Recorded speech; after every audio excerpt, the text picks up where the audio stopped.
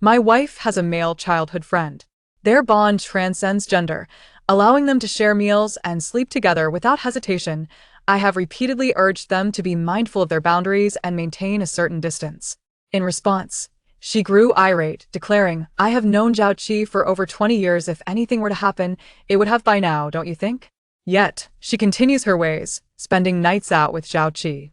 Even my in-laws regard Zhao Qi as their own son and advise me to be magnanimous. Eventually, I sought companionship with a younger sister figure. When my wife confronted me, questioning, "What is going on between you and Xiaoli? Do you not have any sense of propriety?" I mirrored her words back to her. "I have been colleagues with Xiaoli for 3 years. If anything were to occur, it would have already happened. Wouldn't you agree?"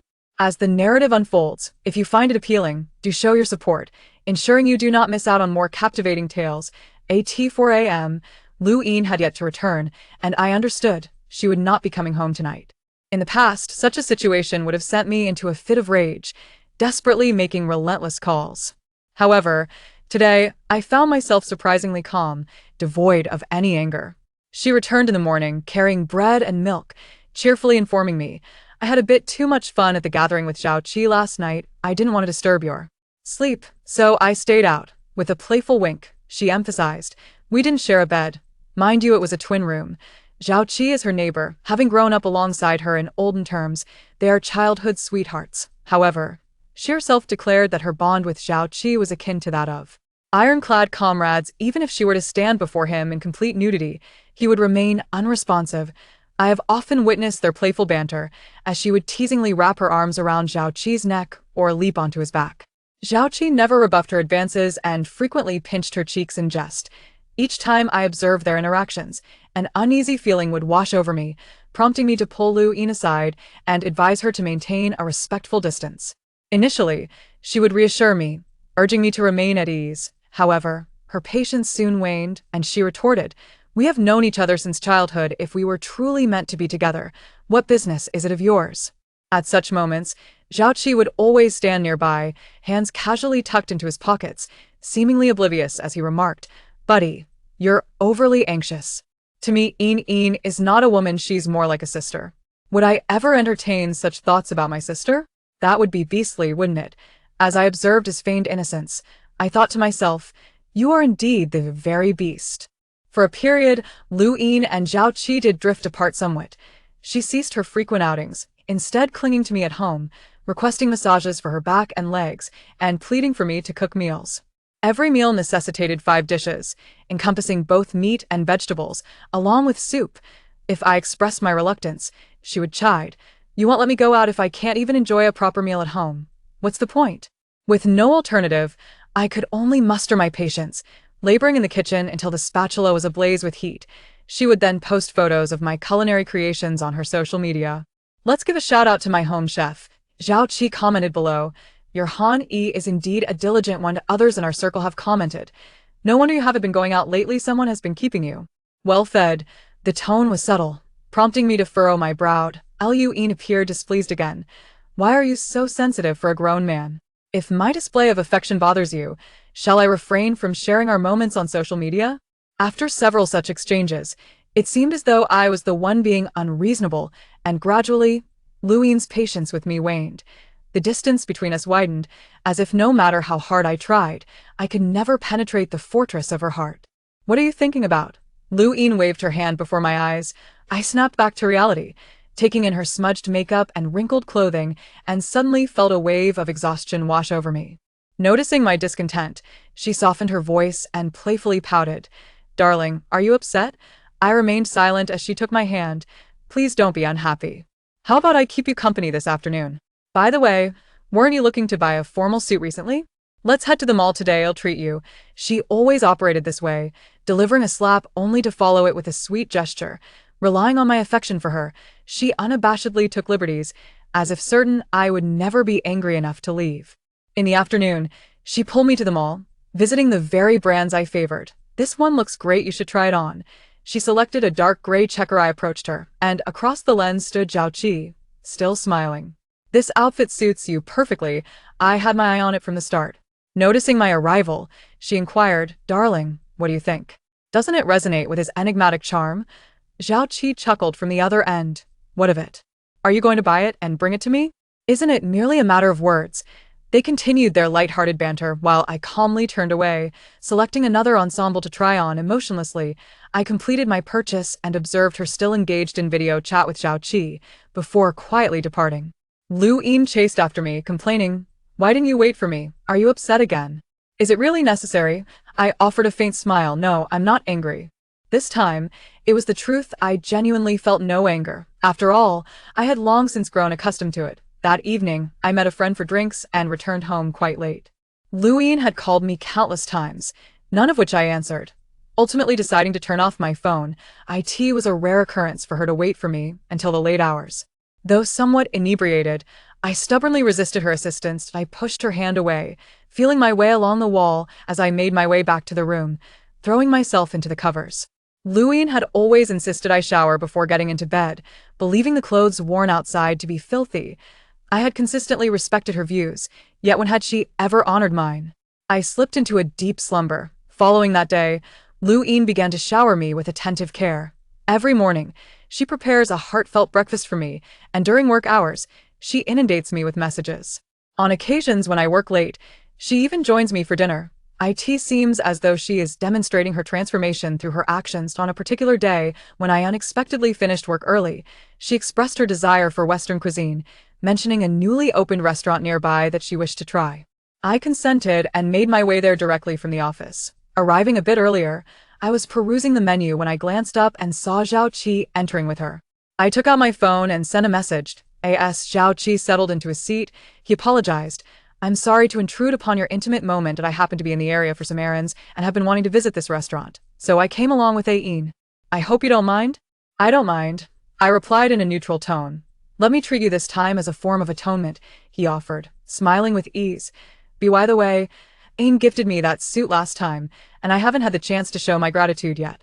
I glanced at Lu Yin, realizing that she had indeed purchased the outfit that day. Lu Yin appeared somewhat anxious, stating, "What a coincidence to run into each other today." Zhao Qi is not a stranger. Dining in a larger group feels more festive. Zhao Qi chuckled as he patted Lu Yin on the shoulder. "Look at you getting all flustered. I've known Han Yi for many years. What's wrong with sharing a meal?" Lu Yin glanced at me and quickly dodged his hand. "Let's just talk. No need for unnecessary gestures." He seemed somewhat taken aback, raising an eyebrow and casting a meaningful glance in my direction. "All right then, let's place the order. Today, it's on. Feel free to be indulgent." Lu Yin opened her phone to scan the code for ordering. "I won't hold back with you." Zhao Qi leaned in closer, peering at the screen alongside her, their heads almost touching. It felt as though they were the couple, while I was merely an extraneous presence. Amidst their laughter and banter as they finalized the order, Zhao Qi turned to me with an air of ownership, saying, "Honey, take a look and see if there's anything else you'd like. Let Ain at it." Just a moment, I stood up and waved to a girl at the entrance, who was dressed in a form-fitting long dress and had her long hair cascading over her shoulders. She approached briskly, greeting us with a smile. "I'm sorry for being late." I pulled out a chair for her. "No worries, we just finished ordering. Do you want to add anything?" Lu Yin scrutinized her, her expression growing increasingly dark. "Darling, who is this?" "She is my colleague, Xiaoli." Xiaoli smiled gently, tucking her hair behind her ear, revealing her lovely features. "Hello, everyone. I'm Han Guest's colleague. He is very kind and has always looked after me. I consider him a brother." Upon hearing this, Lu Yin's expression soured further as she inched closer to me. The dishes arrived promptly. Zhao Qi, evidently well acquainted with Lu Yin's preferences, carefully placed her favorite dishes before her and attentively cut her steak into bit-sized pieces, slicing the pears. Proved to be somewhat laborious, so I transferred the ones I had prepared to her side. She smiled at me in gratitude. Lu Yin tugged at my hand. "Darling, could you pour me some water?" I picked up the kettle and filled her glass, also generously topping off Xiaoli's cup. Zhao Qi raised his glass. "I won't need any. I'm quite satisfied." Lu Yin's animosity towards Xiaoli was palpable. "Miss Xia, Han Yi is simply a gentleman, considerate and attentive to everyone." She cast a reproachful glance at me, always being misunderstood. Xiaoli responded with composure. "That merely indicates that Han Ge possesses an extraordinary charisma." Lowering her voice, she confided, "Sister-in-law, let me share a secret with you. Hango is quite popular among the young ladies at the company. They often say he is handsome, capable, and a devoted family man. This remark made me blush even more. Luin forced a smile and inquired, "Is that so?" Xiaoli extended her finger, gesturing towards Zhao Qi, and remarked, "Of course. However, compared to your companion here, Brother Han seems somewhat lacking. Just look at her. Throughout the entire meal, her gaze has not strayed from you." Her words were rather blunt, leaving Zhao Qi momentarily embarrassed, prompting him to clear his throat twice and respond, "You exaggerate." The meal was rife with tension. After dining, Xiaoli departed first. Zhao Qi offered to escort us home, but I jingled my car keys to indicate I had driven. He then turned to Lu Yin and suggested, "It's still early. Shall we perhaps continue the evening?" Lu Yin declined, stating, "No, we have matters to attend to and must return home." She hastily pulled me away, and before we even reached the car, she began to interrogate me. "Who exactly is that Xiaoli?" "A colleague," I replied. "A colleague you are so considerate towards? Serving food and pouring drinks?" "It's merely politeness. Besides, doesn't Zhao Qi treat you with even more consideration?" Her retort faltered under my response. Once we arrived home, Luin remained preoccupied with the matter. She tossed her handbag onto the sofa. Had it been any other time, I would have promptly helped her hang it up. However, today I merely glanced at it and proceeded to gather my clothes to freshen up. She intercepted me, insisting, "You need to clarify your relationship with Xiaoli. Why did you invite her to dinner today? And what did she mean with those veiled remarks?" I lowered my head and gazed at her, saying, "She is merely a colleague. If one insists on finding a connection, it is that I treat her like a sister and watch over her a little more. As for dining together, did you not mention that the more, the merrier?" My tone was even, neither hurried nor slow. "What sister? The way she looks at you is unmistakable. And that incessant smile directed at you. What is there to laugh about? We are all women, who cannot see through such intentions." Her voice grew increasingly agitated as she snatched the towel from my hands and hurled it onto the ground. I, too, felt a surge of anger and kicked the towel aside, retorting, "What intentions? Are you referring to the kind you share with Zhao Qi?" "Bringing up Zhao Qi again. What connection do I have with him? How many years have we known each other? And how long have you known that Xiaoli? So what of that? If you can have an older brother, why can't I have additional sisters?"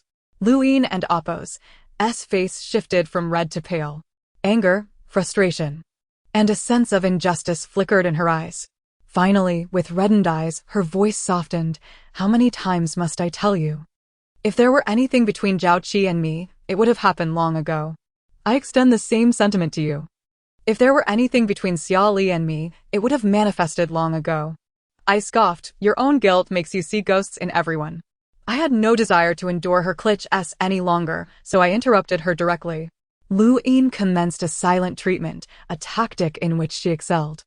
In previous arguments, she would employ this method to force my submission. 2 years ago, on her birthday, I arranged for someone to purchase a handbag as a gift for her. Yet, upon receiving the bag, she displayed no joy. Instead, her face fell immediately, and she sulked in silence. I found myself utterly perplexed. After much pleading, she finally spoke, expressing her disdain for the chosen floral pattern. When I offered to replace it, she accused me of not valuing her sentiments, asserting that if I truly cared, I would not have made such a blunder regarding the design. With that, she stormed out, slamming the door behind her. My attempts to reach her by phone were futile, and my messages on WeChat went unanswered. In a state of desperation, I drove around in search of her. It was not until evening that I stumbled upon her social media posts, where she was joyfully celebrating a birthday with Zhao Qi and his entourage, blowing out candles and indulging in cake. She was positioned closely beside Zhao Qi, their faces adorned with cream, both radiating with cheerful smiles. The focal point of the photograph was the handbag she had desired, accompanied by the caption, "A man who puts in effort is the most handsome." That incident led her to ignore me for several days, refusing to engage or acknowledge my presence as if I were invisible to her. I continuously offered my apologies and selected another gift for her, which ultimately earned her forgiveness. This time, however, I refused to yield. A few days later, her parents invited us home for dinner, yet she maintained a stern demeanor throughout our arrival. Her mother, possessing an innate understanding of her daughter, immediately discerned the underlying tension between us and feigned reproach. "Ah-in, have you been willful again? Han-e has been working here and buying a house for you. You should not constantly lose your temper with him. I am not a local. I had originally intended to return to City A after graduation, having received a commendable offer.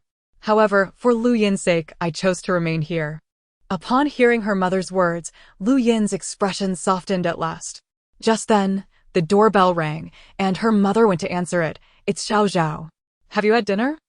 "I've already eaten," he replied, "but knowing Ah-in is back today, I came to take her out for a gathering." As he spoke, he effortlessly entered and seated himself at the dining table. Lu Yin glanced at me and shook her head. "No, we have things to attend to after dinner." Zhao Qi paused, then urged, "How long has it been since we gathered? Besides, Dong Zi and the others are here today, all eager to see you." His words clearly stirred something within Lu Yin, and she hesitated, looking back at me. I refrained from expressing my opinions. Zhao Qi, fully aware of the underlying tension, extended an invitation. "Han-e should join us as well. We have all been friends since childhood, all acquaintances of Ain." He did not genuinely wish for my presence, yet felt compelled to adopt a facade of generosity. My parents-in-law remained oblivious to the current swirling beneath the surface, cheerfully remarking, "You are all young. It is good to gather together." Zhao Qi affectionately embraced them, jesting, "Uncle, Auntie, you are still young. Why not accompany us?" His playful words elicited hearty laughter from them. Observing the scene, I noted their harmonious camaraderie, as if they were a true family, while I felt like the unwelcome outsider. I rose to my feet and said, "You all go ahead and enjoy yourselves. I am feeling a bit weary and shall return home first." "Darling," Lu Yin called out to me. I turned to see her biting her lip, and finally she spoke, "Drive slowly. I will return home earlier." Just as I suspected. I smiled and turned away. That evening, I did not wait for Lu Yin. Whenever she chose to return was entirely up to her. If she decided not to return, that was acceptable as well. I had long grown weary of such a wife and such a home. My marriage with Lu Yin had reached an impasse, a dilemma of indecision. Let us continue in this awkward state.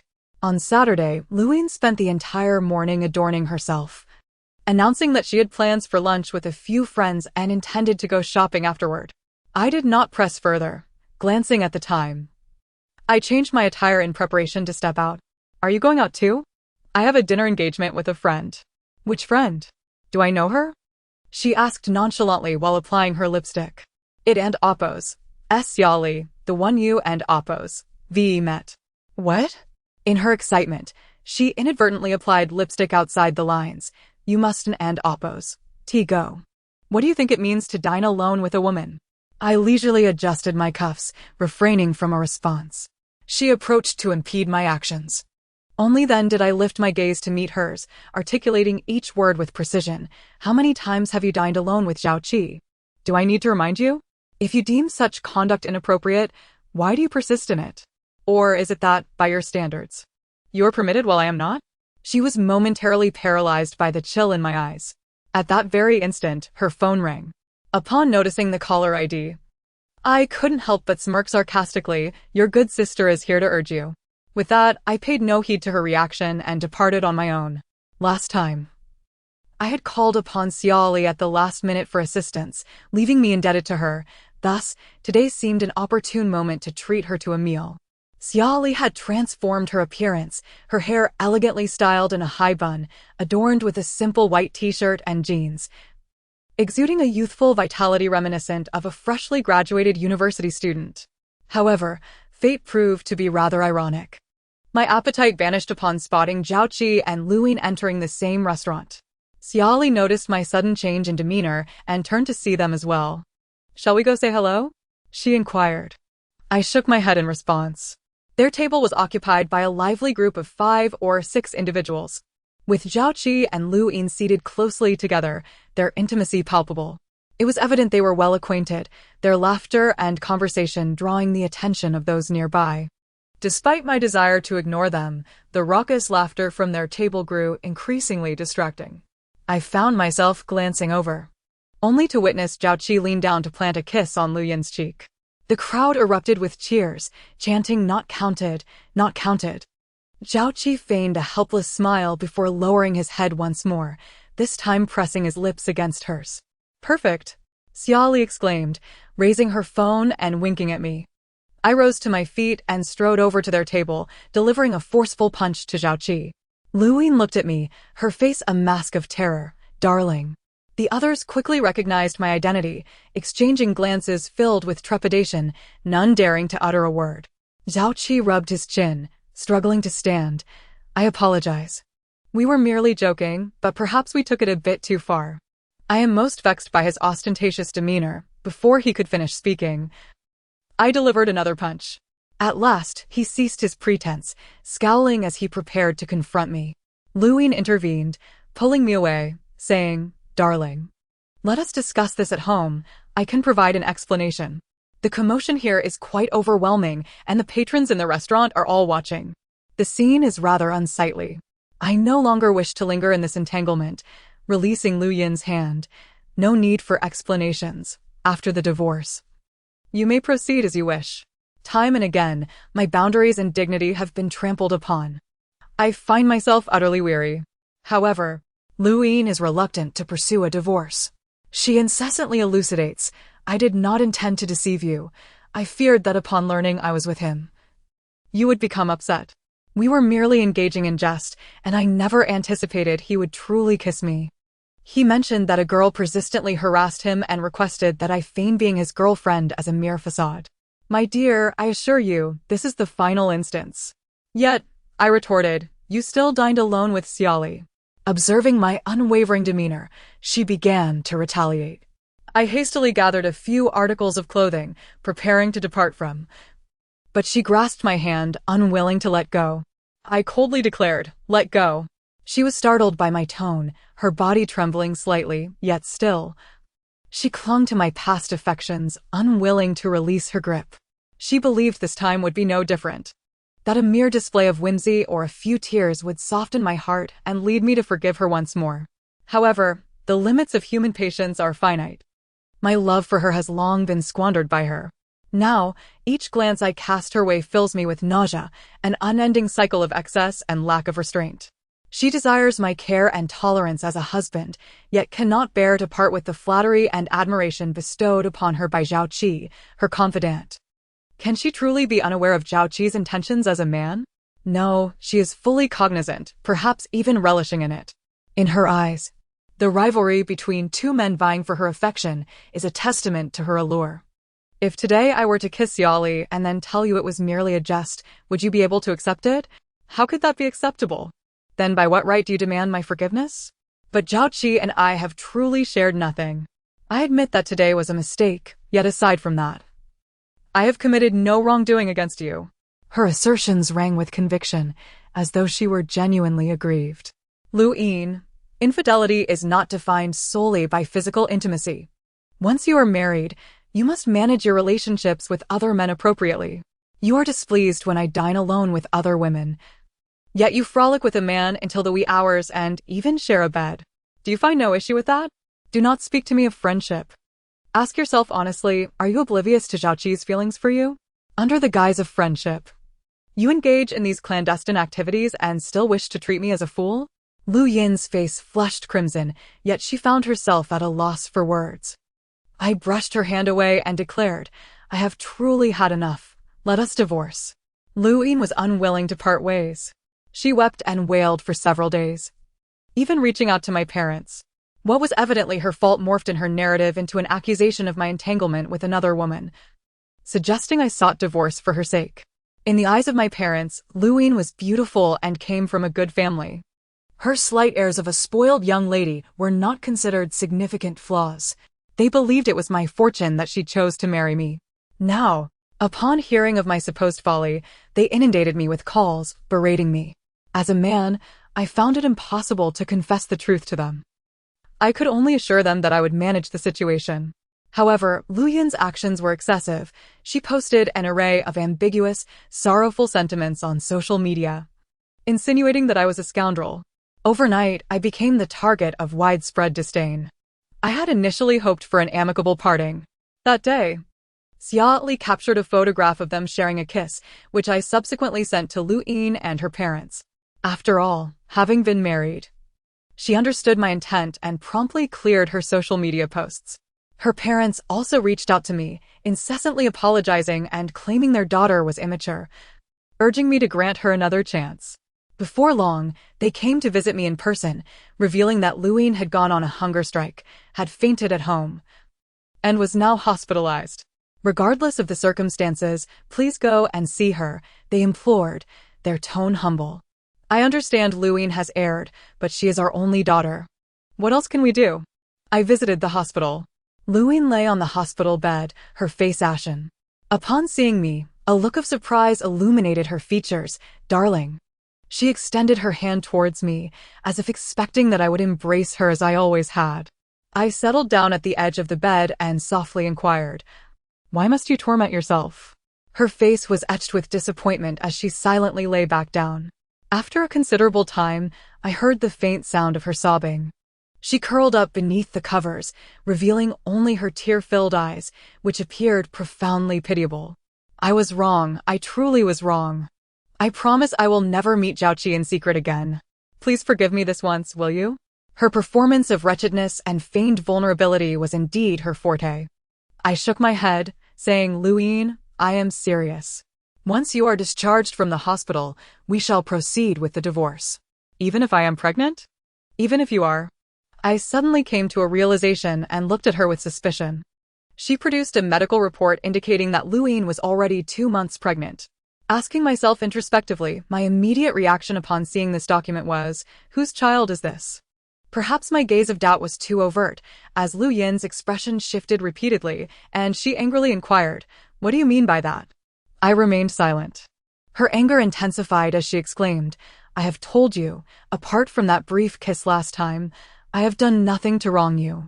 Seeing my lingering disbelief, she raised her right hand and declared, "Otherwise, I might as well be struck by a car as I step outside." "There is no need for you to utter such words," I replied. I believed her. "When did you realize you were pregnant?" "About half a month ago. I suspected it when my period did not arrive." "Then why didn't you tell me at that time? Did we not agree to postpone having children?" Her voice grew increasingly faint. "When we first wed, we agreed to enjoy a few years of our life as a couple, without the urgency of having children. Unless she felt prepared and yearned to embrace motherhood, otherwise I would never pressure her." "So, you never intended to keep this child, did you?" "It was indeed an unforeseen circumstance." I closed my eyes. This child has arrived at the most inopportune moment. The current situation has become increasingly intricate. My parents, upon hearing that Lu Yin had been hospitalized, hurried over from our hometown. When the two families met, an air of awkwardness enveloped them, however. They swiftly shifted their focus to concern for the child within Lu Yin and Appo's womb. Lu Yin and Appo's parents said, "In-laws, this incident is indeed attributable to Yin. The young ones took their jesting too far, and we have reprimanded her sternly. Now that Yin is pregnant, let us consider the child's future and grant her another chance." My parents glanced at Lu Yin and then at me. It was evident that they yearned for a grandchild. Observing my softened demeanor, Lu Yin seized the moment to ingratiate herself. "Darling, shall we cease our quarrels? Once the baby arrives, we can lead a joyful life together. Shall we?"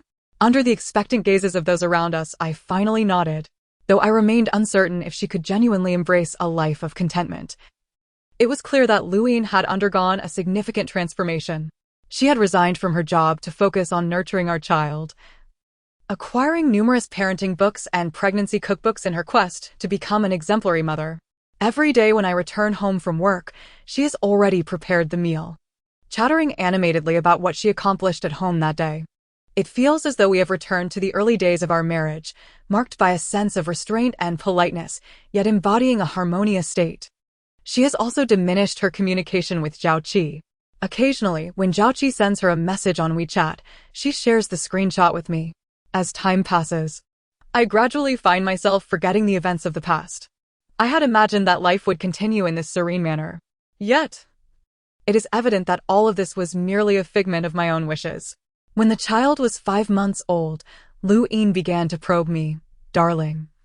Zhao Qi is aware of my pregnancy and intends to treat us to a meal to congratulate us. Would you like to go? I gently caressed her abdomen and said, "There's no need." She seemed poised to say something more, but upon meeting my gaze, she fell silent, choosing not to speak further. I feigned indifference, continuing to converse with the baby through my abdomen. Yet, she remained undeterred and soon remarked, "Next week is Zhao Qi's birthday. He has invited us. Shall we attend together? A birthday celebration? I have no interest, and besides, there will be too many people. Given your condition, it is not advisable for you to venture out. Since I became pregnant, I haven't been out in ages. It feels quite dull at home." She pouted, playfully tugging at my hand. "If you wish to go out, I can certainly take you, but attending his birthday is unnecessary. He and I can never be friends." As Zhao Qi's birthday approached, her anxiety intensified, yet I remained resolute. This was also a test for her to see if she would repeat the same mistake. Soon enough, I would discover the answer. Once again, I found myself in the role of a jester. That morning, I left for work as usual, only to receive a WeChat message from Lu Yin at noon. "Darling, I have declined their invitations numerous times, yet they continue to come to our home to invite me. It would be impolite to refuse them again. I will just go for a meal. I promise to behave and return swiftly. I will keep you informed the entire time." Accompanying her message was a photograph of a group of people. I set my phone aside in silence, suddenly overwhelmed by an immense weariness in my heart. How many times must I forgive her? What kind of allure does Zhao Qi possess that compels her to act in such a manner? Fully aware of the anger it would provoke in me, in the afternoon, Lu Yin sent a barrage of images intermittently, claiming it was her way of keeping me informed. Yet, all I felt was annoyance. I have blocked her messages. As night fell and I returned home, the room was shrouded in darkness. Just like countless nights before. This scene unfolded once more. I cannot help but ponder, how else can I offer her an opportunity? Why do I believe that she will change? I find myself utterly foolish. As the night deepens, I sit numbly on the sofa, reflecting on the scenes of the past. I am unsure how long I have been sitting there when suddenly, the ringtone of my phone shatters the silence of the room. "Excuse me. Are you the husband of Ms. Lu Yin? She has been in a car accident and is currently at the Third People's Hospital." I hurried to the hospital and learned that Lu Yin was in the emergency room, suffering from severe hemorrhaging, and the child could not be saved. I inscribed my name upon the surgical consent form and promptly notified her parents. Having accomplished these tasks, I felt utterly drained, collapsing onto the floor in a state of weakness. In a short while, Zhao Qi, his head adorned with bandages, limped towards me. His pallid complexion revealed his unease as he stammered, "I am truly sorry. I am terribly sorry." I no longer possessed the desire to inflict another beating upon him. What happened? After dinner, Ayan expressed her intention to return home, so I offered her a ride. On the way, some fool kept obstructing my vehicle. In a fit of rage, I decided to race him, ultimately resulting in a collision. Ayan was in the passenger seat, and the impact was quite severe. Just as Ayan and Appo's parents arrived, they overheard his words. Her mother rushed forward, striking him. "Ayan is pregnant. How could you be so reckless?" I wiped my face and said, "The child cannot be saved. They are currently undergoing surgery." She gasped and began to weep uncontrollably. My head aches unbearably, and all I desire is to escape this place, to distance myself from these people.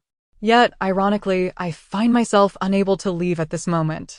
After awakening, Lu Yin gazes at me with a face full of sorrow. I gazed at her intently for an extended period, just as I was about to speak. She interrupted me, saying, "Please, don't say anything. I implore you."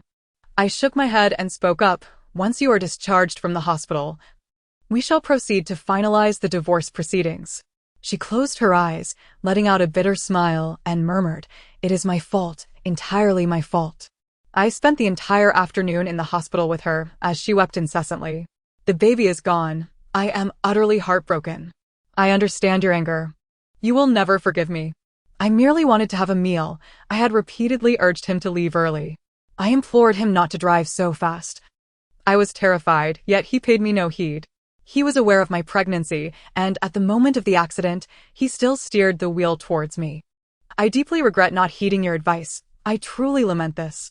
Regrettably, she came to this realization far too late, and the price she paid was exorbitant. This time, no one ventured to dissuade me from proceeding with the divorce. Everyone recognized that she had continuously disregarded me for Zhao Qi, and now she had even lost our child because of it. No one possessed the right to speak of forgiveness. The Lu and Zhao families had severed ties. Lu Yin and Appo's mother confronted Zhao Qi, berating him harshly for ruining her daughter and Appo's marriage and causing Lu Yin and Appo's miscarriage. She accused Zhao Qi of deliberate malice. Initially, the Zhao family had maintained a submissive demeanor, but when pressed, they retaliated vehemently, claiming it was Lu Yin's own lack of propriety that led to her repeated entanglements with Zhao Qi, and that even in her pregnant state, she remained restless. Zhao Qi himself never showed his face. Lu's mother, infuriated, suffered a hypertension crisis and lay at home for several days. She conveyed this sentiment to Lu Yin. Look at what sort of people the Zhao family truly are. That Zhao Qi has brought you to this state, and you still believe him to be a good man. I previously advised you to keep your distance from him, yet you chose to disregard my counsel. Look at the consequences now. Lu Yin listened impassively, her nails digging painfully into her palm. After completing the divorce formalities with Lu Yin, she promptly moved out of the house. I have listed my house with an agency, intending to sell it and make a fresh start. My company's business is flourishing, and I find myself unburdened, fully devoted to my work, which has quickly led to my promotion by the leadership. Meanwhile, Lu Yin has been emotionally unstable ever since the car accident. One day, she suddenly called me, exclaiming, "Han Yi, I killed Zhao Qi. Now we can truly be together." Ha ha ha. The noise on her end was overwhelming, screams, honking, alarms, utter chaos. It was only later that I learned she had deliberately run Zhao Qi over. After our divorce, she had pondered deeply and ultimately concluded that the transformation of our relationship was solely because of Zhao Qi. Every quarrel we have arises from him. Despite my disapproval of their interactions, he persistently seeks to meet with Lu Yin. Lu Yin perceives this as deliberate, as if he wishes to orchestrate her divorce. Now that she has indeed separated, her family absurdly claims that she is pregnant and attempting to entangle herself with Zhao Qi. During her time at home, she has been inundated with gossip, with neighbors casting judgmental glances in her direction. Meanwhile, Zhao Qi remains unfazed, seemingly unscathed by the turmoil. The more she reflects on this, the more her frustration mounts. One day, she decided to follow Zhao Qi in her car. Seizing the moment when he crossed the street, she pressed down on the accelerator and collided with him. It was under these circumstances that she called me. Zhao Qi sustained significant injuries, particularly to his spine, leaving him unable to stand for the rest of his life. Lu Yin was immediately detained for intentional harm and now faces legal repercussions. After I finished recounting the events, Xiaoli sighed for a considerable time. Noticing my silence, she jested, "What's the matter? Are you feeling sympathetic?" I shook my head. At this point, I have no feelings left for Lu Yin. If there was any lingering resentment before, it has completely dissipated upon learning of her current situation. I met her in our youth, and we once shared a sweetness akin to fire.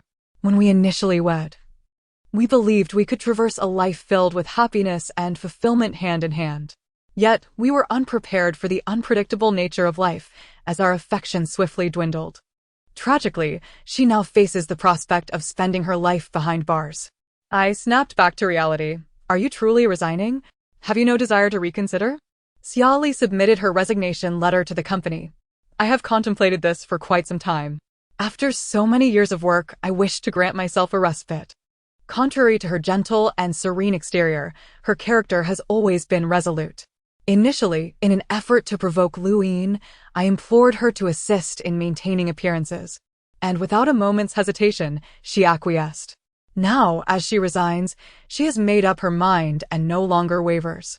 I raised a cup to her, substituting tea for wine, and said, "I wish you a delightful holiday and a smooth journey." She feigned annoyance, replying, "I thought you might try to persuade me to stay." I stood in a daze. She smiled softly and raised her glass in return, saying, "Just a joke." After uttering those words, she gracefully departed. Sunlight cascaded down, illuminating her figure, rendering her breathtakingly beautiful. I observed the scene before me, my heart inexplicably racing. Yet, instead of hastily pursuing, I leisurely toyed with my teacup. After all, there is plenty of time ahead.